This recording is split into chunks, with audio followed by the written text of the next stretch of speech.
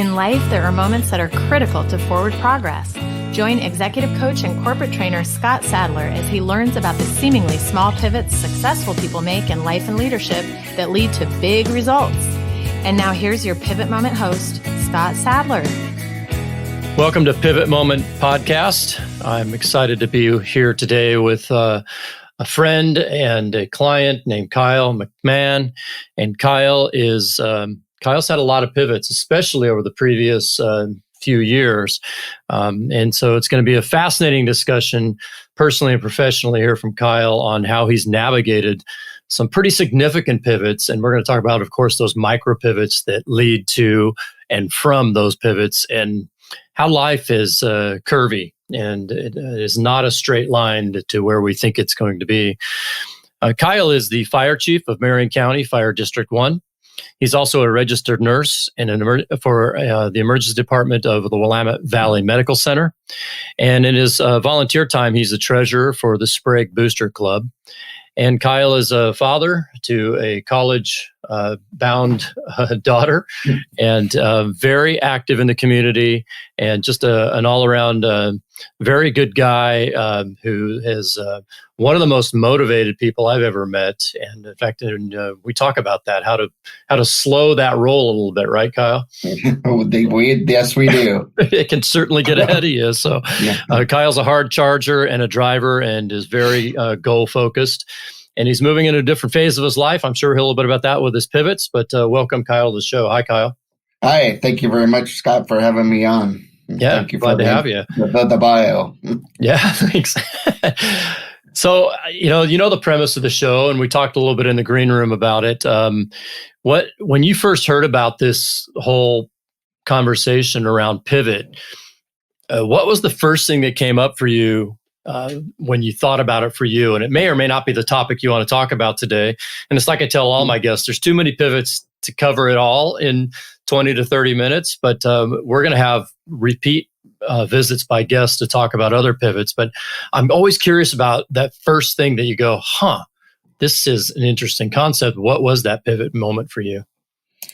I think it was just the amount of things that I was doing, mainly earlier this year in the spring, of just some life events, and being the fire chief and nurse and family-wise, like, what am I doing to myself?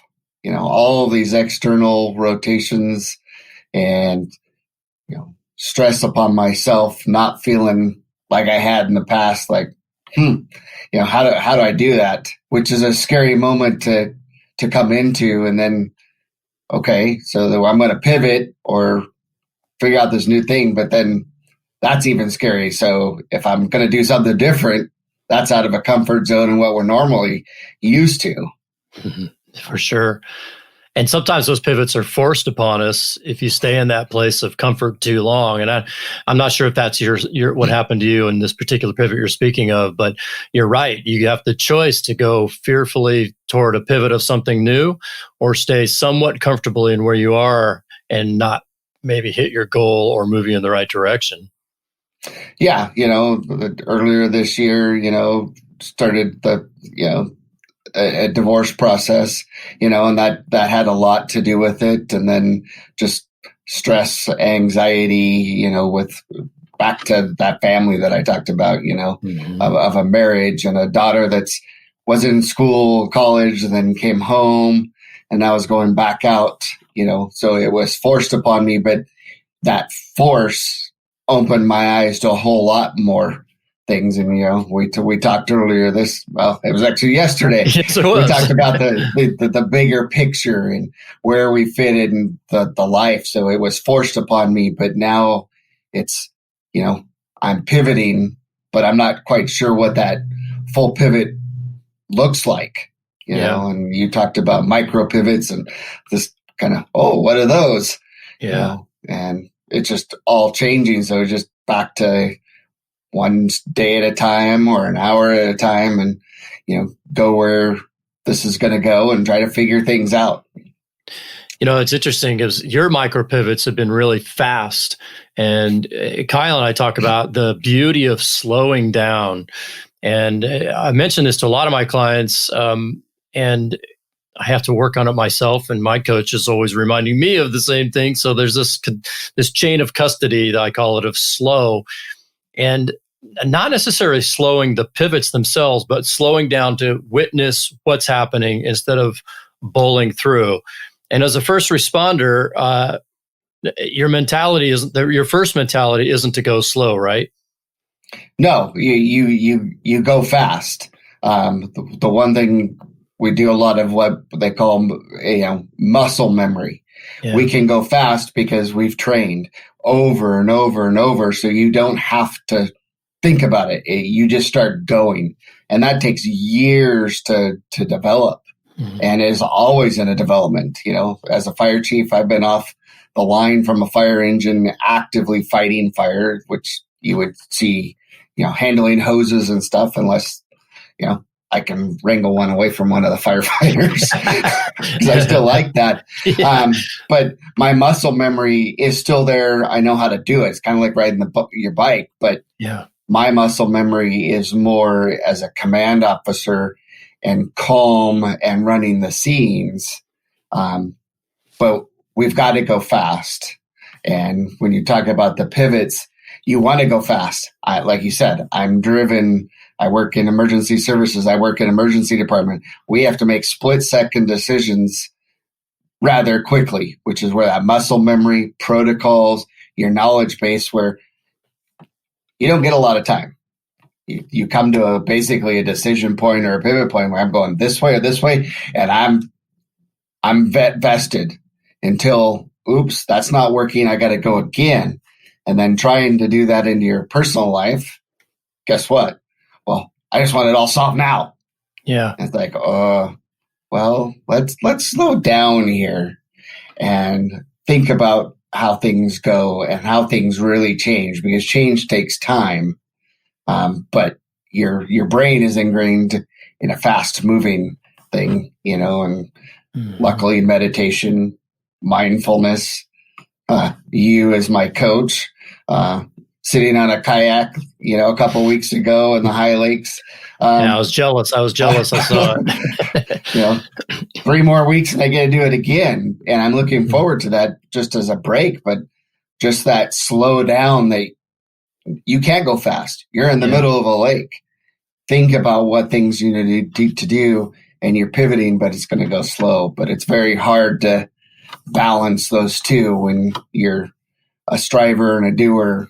Even just last night, you go home and it's like, okay, I should be doing something. No, we just need to sit and let this change, because I go home to an empty house. Separated, divorce is not final. Lauren's daughter's out babysitting. It's me and the pets, which is great, but it's different. Different.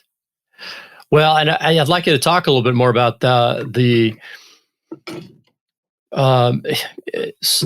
ability to adjust to the pivot of slow, because I think that I know you can be a high performer, and you can also leverage the power of slow, the pivot of slow, as we'll call it today, to be more effective when you are busy.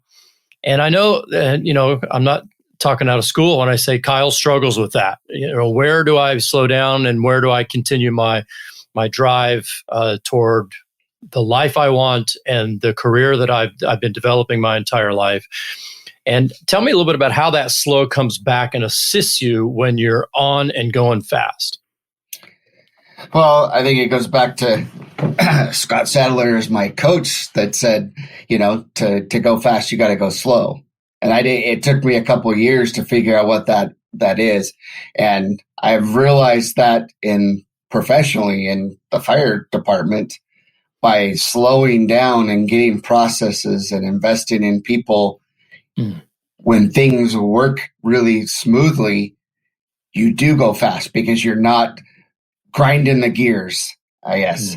So you do go fast. Things are more efficient, and almost to the point of, I've made things, not that I've solved every problem in the fire department, but you've made it so efficient and engaged everybody that you need to, they're going faster than you can go. Yeah. And it's like, whoa, slow down for a minute. I need a couple days, so that I'm going slow, that it allowed the organization to move fast. Now, flip over to my personal life. I want to go fast, fast, fast. And I'm just grinding gears. Things aren't moving fast enough. I'm not getting closure. You're just almost battling until you can sit back. And that's where the kayaking or stepping back and going, that pivot point of, okay, I can't control that. What can I control? What processes can I put into place or plans, and then develop them, set them on side, and then they just got to go.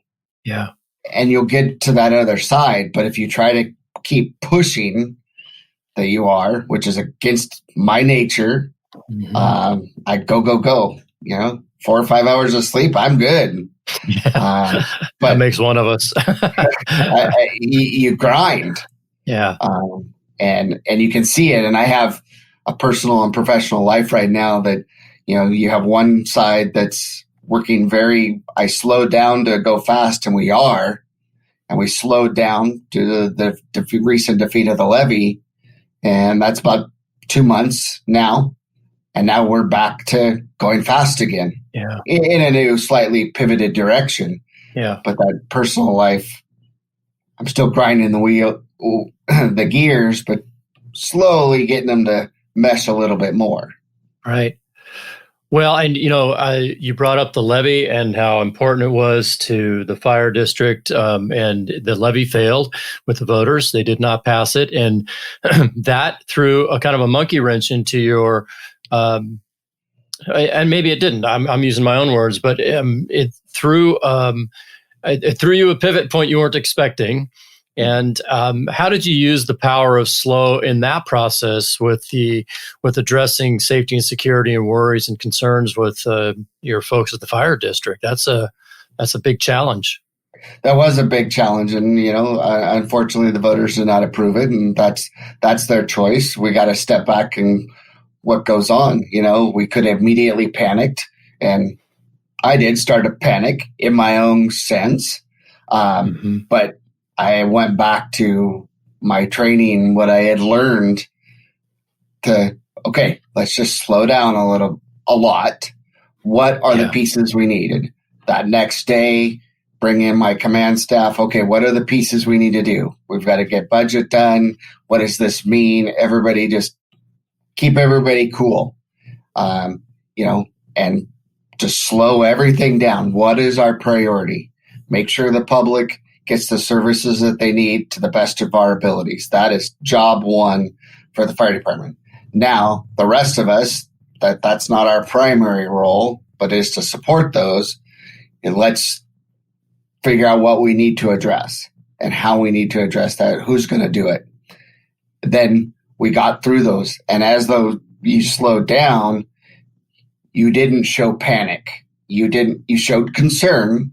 And there's a pit in your stomach just with all the personnel, but you slowed down that, okay, the chief's worried and he's stressed, but he's not panicked. Yeah. So I guess I don't need to panic, and I put out keywords and communicated that, I know you're all worried. Let me provide some safety and security. One of the first things I did was nobody's going to lose their job July 1, the new fiscal year. So everybody that 15 people that thought that that's what was going to happen, they were getting laid off in 6 weeks from that defeat. Oh, right. Stop. Nobody's getting laid off. We're going to go at least halfway through the fiscal year till we get to the November election where we could resend something to the voters before we make a final decision. That provided that safety and security. You could have said levy failed. Okay, 15 people gone. Yeah. That wasn't the right choice. We didn't have all the answers. So me going slow, pivoting, gave some sense of safety and security to the personnel. And, even to this day, there's a pit in your stomach like, oh, gosh, that doesn't feel good. But there's no panic. There's not a mass exodus, which sometimes happens, when levies fail or budget cuts and public agencies, people start flying to other places. And that didn't happen. And I contribute that all to the way that I handled that levy, which is something that I did back in March when the COVID and the coronavirus started to ramp up. 9:30 at night, I'm sitting at the kitchen table reading an email from the state fire marshal's office. Why is the state fire marshal's office involved in COVID and coronavirus and the Oregon Health Authority? That's never been done. That was a change. Let me look. The next day, my command staff was in and we made it work. And luckily, we've been able to provide safety and security on that front as well. 3 people in our agency has been exposed truly, and they've been negative. Nice. Both of those examples slow down to keep the calm. Right. Well, and I want to point out that having worked with Kyle for a few years now, that he's really good at pivoting out to his inner circle and saying, what do you feel we should do about this? And how would you handle this? And what are your thoughts on this? It's not a do it my way. He's watching him work through this levy was masterful. And we talked a lot about it in our sessions about it too. But he had, included the board and his team and went to the firefighters and said, here's what's going to happen. Here's what we know now. And so when he talks about the pivot, it's actually a lot of little pivots within the pivot, because you're asking people to pivot as well and to buy into your calm and then get feedback of what their feelings are. And I know how important that is to you, and you're learning more and more that makes your job a lot easier, doesn't it? Yeah, it does, because the last thing when people aren't safe and secure, or there's just craziness, and there's plenty of that in the country and the world right now. Yeah. They just become distractions and what we call little spot fires in the fire service. You're just chasing things all over the place. And if you can keep that calm, you can focus on the issue opposed to just following smoke. Well, following smoke will get you nowhere in the fire service. You need to find the fire. Mm-hmm. Right. The source, right? Mm-hmm. So pivoting this back to your personal life, and for those of you who don't work with me, I'm a big proponent that helping people be authentic wherever they are, not just be the fire chief or the CEO on from 8 to 5, and then going home and being a different person completely. How have you been learning that process for yourself in these pivot moments and discovering Kyle as you want Kyle to be, not necessarily as the expectation of others or life has expected Kyle to be? I think a lot of my focus was because I was career-driven, goal-oriented. It was a lot about my career, and not that I neglected family or anything like that. We did things, but I think I still do sacrifice a lot for others. I'm a servant leader. I would rather help somebody else than take something for me. Being I'm not a selfish person. Mm-hmm. So it's trying to learn, through going through a divorce, a child in going to college, empty nest, all of that thing. I'm trying to figure out who Kyle is, long-term marriage, kids are going to be grown. Things are changing. I'm done with all of my college work after 26 years, 27 years, to take up a lot of my time. So I got to figure out what Kyle likes, and for myself. And that's where a lot of these call them pivot points, but just these slower times where there's really not a whole lot going on gives me time to reflect. And I just have to try it. Yeah. And not work on, I could take the computer home and I could do this. I could work on this project, or it will always be there. Previous fire chief, taught me that, hey, turns out on Monday morning, all that work that's on your desk will still be there. Nobody will touch it. And I've left my door open plenty of times. Please touch it. Nobody will touch my stuff. Nobody will touch it. I ask them to, and they don't. So I've learned that stuff can. When I'm at home, it's about me. I have a lot to learn about myself. And I'm not even the person I was when in high school or college or before I got married, So I just have to start figuring that out, which is scary. That's kind of one of those first things I mentioned today, in that pivot. It's like, okay, I'm going to pivot. I'm excited about the pivot, but what does that look like? Yeah. That's a long sloping curve you can't see around the corner of, and you keep peeking, but you just got to ride it, don't you? Yeah. You just, what's coming around the corner? I don't know, but I'm ready for the ride. Yeah. And you certainly are. Started to do things, not to the full extent, because not everything's set in stone yet, but it's a slow process for me. You don't just, oh, okay, well, Lauren's moved out, the divorce is over. It's me. Gosh, this is my new life. Yeah, no. That doesn't happen. You want it to happen, but it's a journey. And I've learned, in my life, especially over the last 2 or 3 years, that the journey's going to go where it's going to go, and you just got to be on the ride. And just like your kayaking analogy, you're on the river. It's the river of life, and you can pull over anytime you want and get off if you choose to, and just stop. But ultimately, eventually, you're going to have to get back on the river. You got to eat, and you got to be places and do things, or you can just meander through that river of life and enjoy what you're seeing. And I'm really impressed with Kyle's ability to become more self-aware every time I see you, every time we talk. I realize, and in this listening to you now, I realize again that your level of self-awareness, those moments of being quiet and sitting on the deck and petting your dogs, and I just think there's so much gratitude to have there.